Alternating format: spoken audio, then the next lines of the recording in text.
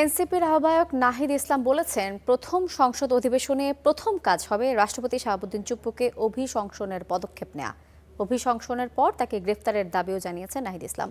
বিকেলে বনানী সামরিক কবরস্থানে পিলখানায় শহীদ সেনা কর্মকর্তার কবর জিয়ারত শেষে তিনি কথা বলেন।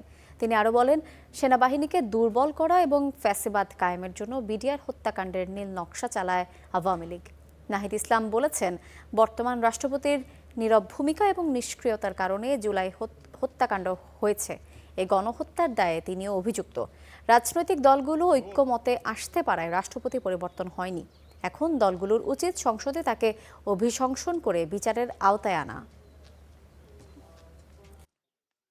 ফ্যাসিস্ট সময়ের যে রাষ্ট্রপতি, ফ্যাসিস্টের দোসর রাষ্ট্রপতি, তার অভিশংসনের জন্য পদক্ষেপ নেওয়া এবং নতুন সংসদ, জাতীয় সংসদ, সরকারি দল, বিরোধী দল সবাই মিলে এই কাজটি করবে।